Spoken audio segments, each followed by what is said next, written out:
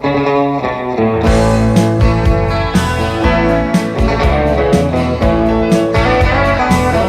world of American angler, you're up with the sun, with a fish on your line, your day's just begun.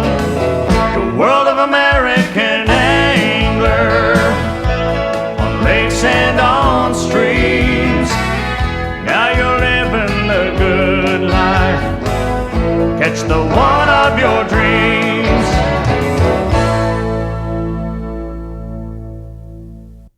Hi, I'm Pat Traynor, and welcome to the American Angler. Today we're fishing the world-class San Juan River in northwestern New Mexico.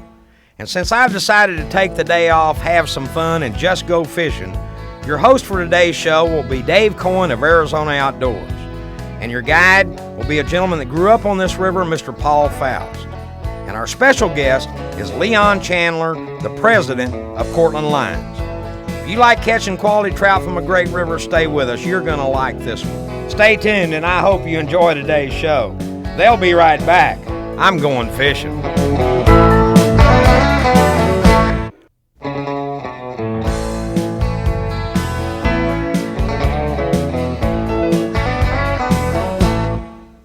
Normally, we're pleased just to be where trout live.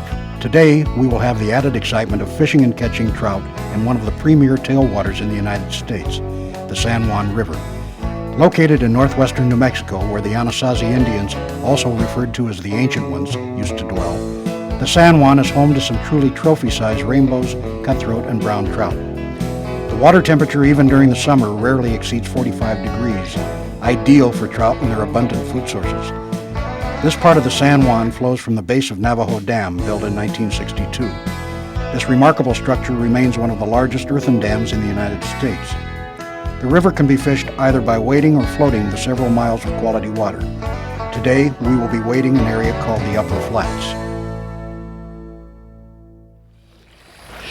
We're coming into some of the areas now, Paul, I understand, where the fish will use to move up into their spawning areas. Yes, they're going to use this whole riffle almost like a fish ladder. There's times when you'll see them going zigzag crossways through these riffles and up into these pools above us where they'll spawn in the gravel. Almost look like a salmon run. Exactly.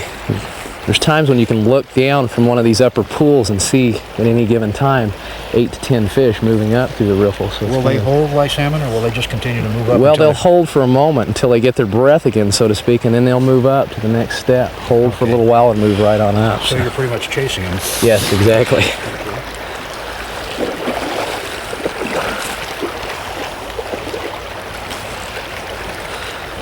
These are very slick pools. What we can do here, Dave, we may want to start in right along this edge and make a few casts, and then kind of just gradually work our way across into this other tongue, and then on over. We've got a lot of water. Down to them or up to them? Or? I would probably make all quartering up casts to start with. Okay. Any technique in here will work. These fish this time of year are very hungry, very aggressive fish. Usually no doubt about the stripe. They really move the indicator. Okay. What I'm going to do is I'm going to step right down below you here, and I'll let you go ahead and start in right on this little tongue, and I'll start right in this little seam here below you.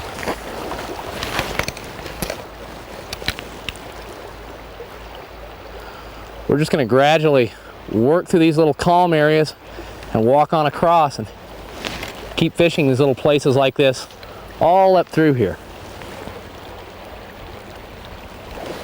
I'm going to take a few steps over now.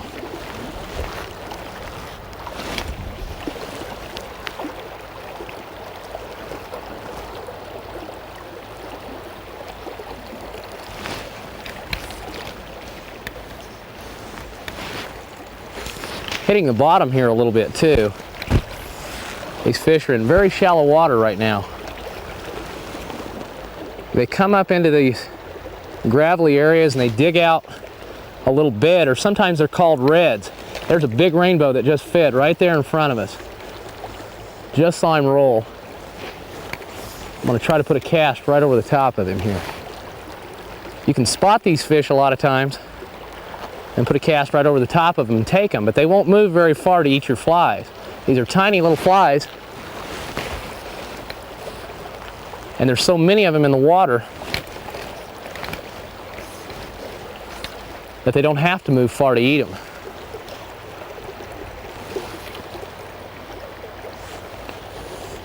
See if I can find him again here. A lot of times you can fish a little pool like this and not take a fish out of 50 casts, come back and make one cast and take a fish. And the reason is you probably didn't get your flies right over the top of him. So you have to vary your cast, where you put it in the current, until you get the cast that goes right over the top of them, the one they want. Talk about practicing what you preach. This looks like a sizable male. The reason I'm playing him kind of light here, I've got him on 6X tippet, which is 3-pound test. Looking at the size of this fish, I'm going to guess him to be probably 3.5, 4-pound fish. And he can break it real easy.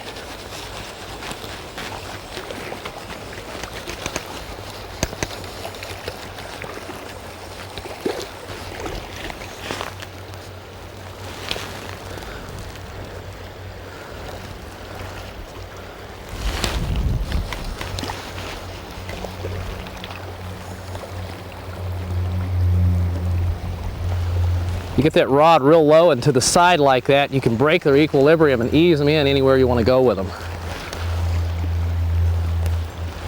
I'm going to go ahead and take my gloves off and get ready to land him here.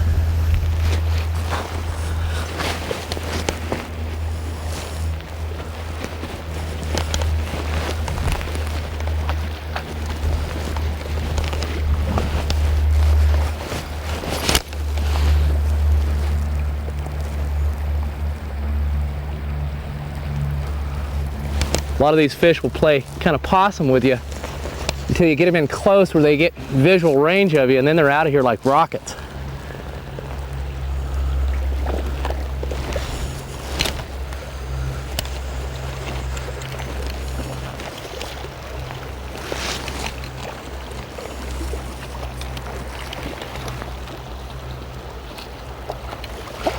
Let's see if we can ease him up here.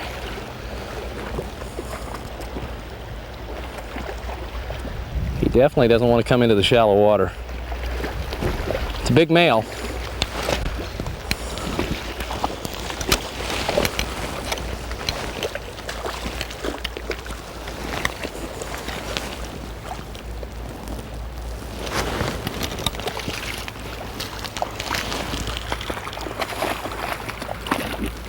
This one has a few flies actually stuck in him, somebody else's.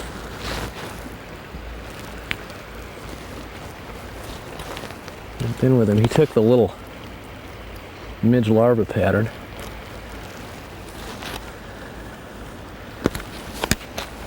You want to be sure and wet your hands before you handle them. Ease him back around here. We'll get a little bit of a look at him. Notice these little scars on the side. This is from rubbing up against other males. A lot of the males push each other around as it gets close to spawning season. Okay.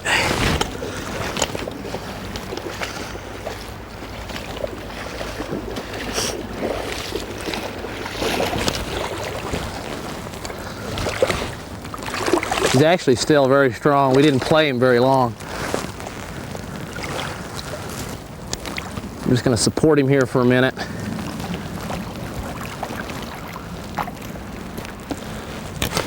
There he goes. He'll hold in that area for a few minutes till he regains his strength a little bit, and then he'll be right back up the riffle. That's about an average size fish. Most of the rainbows here average about 16 to 19 inches, so they're good sized rainbows. We're going to go out and see if we can catch another one here.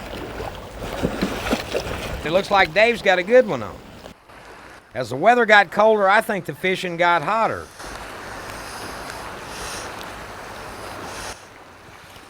We've got these little fronts that are blowing through right now, and they're cold. We've got these little snowstorms that you see intermittently hitting us. Pretty soon this one will probably clear out and it'll get kind of sunny again, lighten up a little. They really don't affect the fishing. If one thing, they can help enhance the fishing. We seem to have heavier insect hatches during bad weather.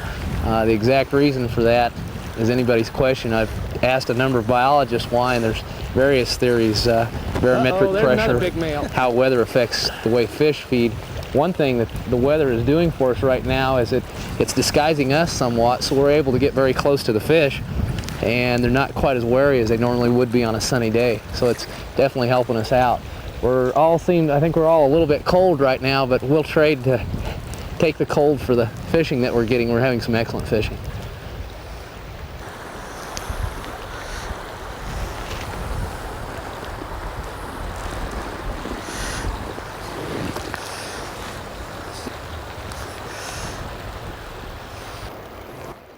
How about this Faust? He's at it again. You're making a pretty hardy run here.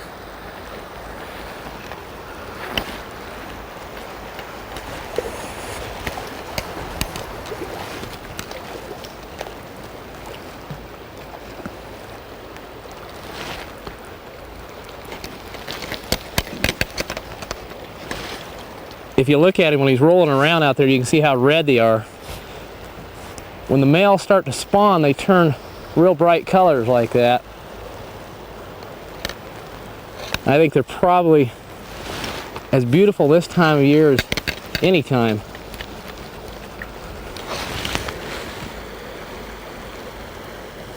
This fish is not done yet by a long shot.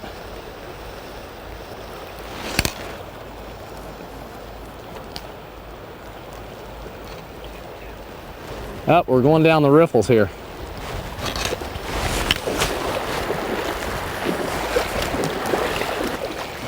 I think we've just about got him now. He's getting a little tireder. Famous last words.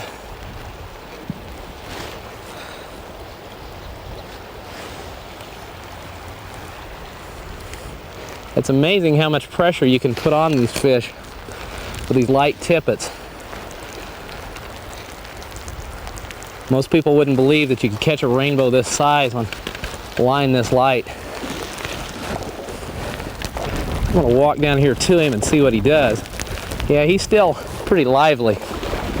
Try to ease him over here towards the bank. Impressive thing about this particular fish is he's got a lot of girth to him.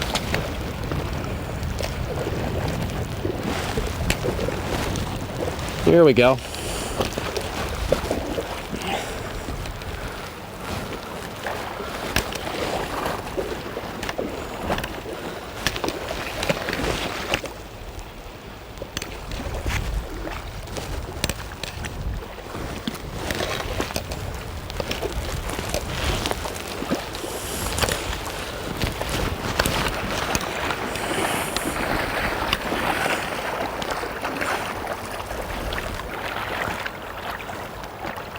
Let's see here where we're at.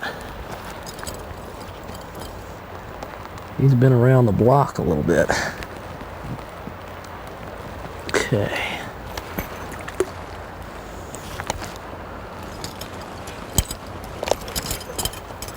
Notice the girth on this fish. Just a beautiful rainbow.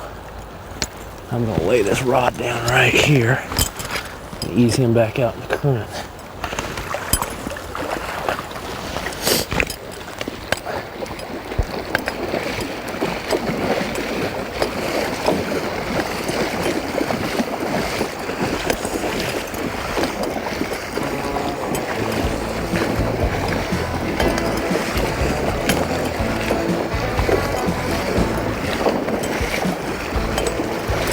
Okay.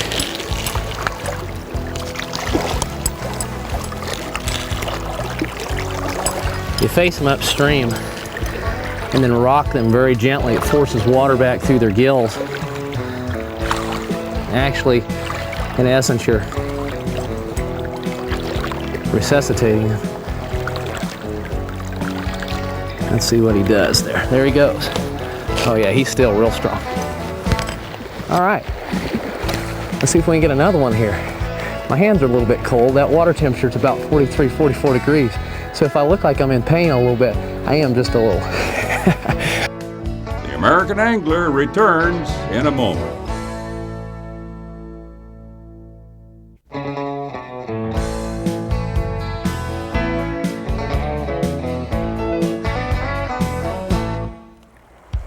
Paul, what are you looking at here? Well, Leon, what we've got here, these are the actual insects that we're imitating with our flies in various stages here. Here we've got some of the midge larvae. You can see them crawling around on the rocks. And here are actually some of the midge pupa. They make a little case around themselves when they go into the pupal stage, and then as they hatch and become winged adults, they shoot out of these little cases, very similar to the caddis. Do they swim to the surface? Yes, they do. Certainly do. There's a few of them. These are actually called black fly larvae here. They have a little bulbous end on one end. We have several types of midges. We have black fly, which are actually diptera, and we also have chironomids, which is kind of a general classification of midges. And we look over here on this rock by the reels, and then on this other little rock, and we can see the tiny adults, winged adults flying around.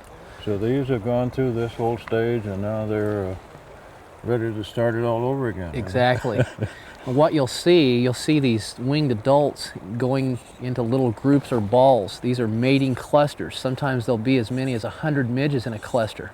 And these fish will key these clusters as they come floating down. They'll kind of pile up, say, in a back eddy or someplace where they have time to collect. And as they float down, these fish will key these big clusters and eat them. And that's really when the winged adult becomes important. Right now, like I say, most of the fish that we've caught today have all been on larva and pupa patterns.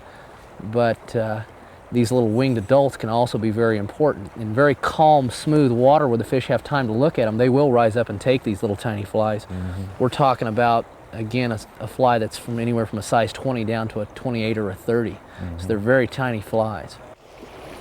Well, there should be fish lying right in the end of that run. And what I'd like to do is to get that nymph to float down through that rift as though it's unattached. And I hope that he would move and take it. I'm absolutely amazed at these fish, that fish of this size would make the effort to move and take these little tiny nymphs. But they do.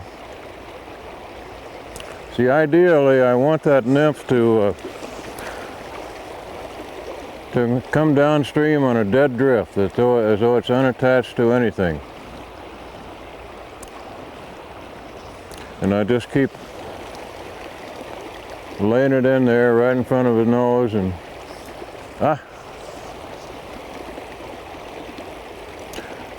and the take is very, very gentle.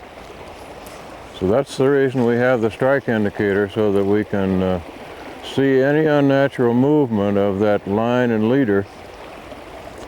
Sometimes we catch the bottom, and but sometimes it's a fish. And doing this kind of fishing, we use a very short line, because we must have control of the line. If we try to make long casts in this situation, we would not have that control. He took it.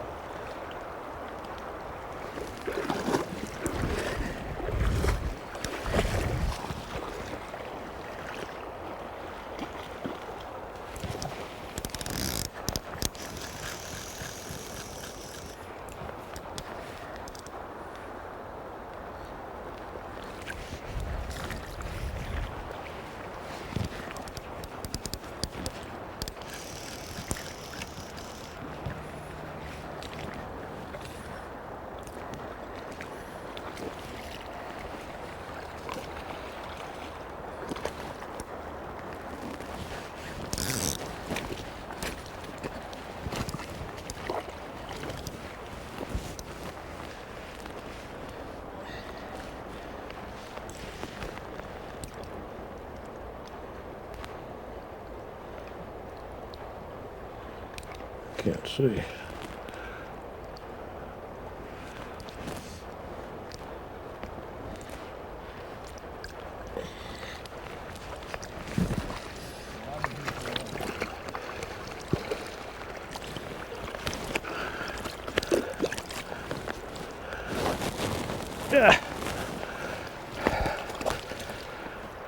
Pretty fish? Beautiful fish.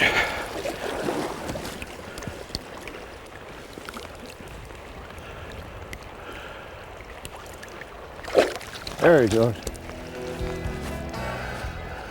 One of life's greatest pleasures, releasing a rainbow like that.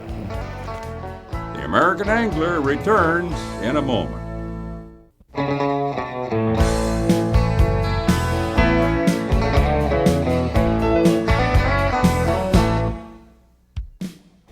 Anytime you have the opportunity to fish one of the top 5 tailwater trout fisheries in the U.S. and share the day with good company and expert fishermen like Paul Faust and Leon Chandler, you'd drop everything and go. The San Juan is fishable 12 months a year if you don't mind an occasional snowstorm. Whether your preference is catch and release or keeping a fish or two to eat, there's a stretch of the river with regulations to your liking. Hopefully, thoughtful management will keep the river as productive as it was today. We thank Paul and Leon for joining us. If you plan to visit the San Juan and hire a guide, Paul Faust of Rocky Mountain Anglers should be your choice. If you just want company, call me.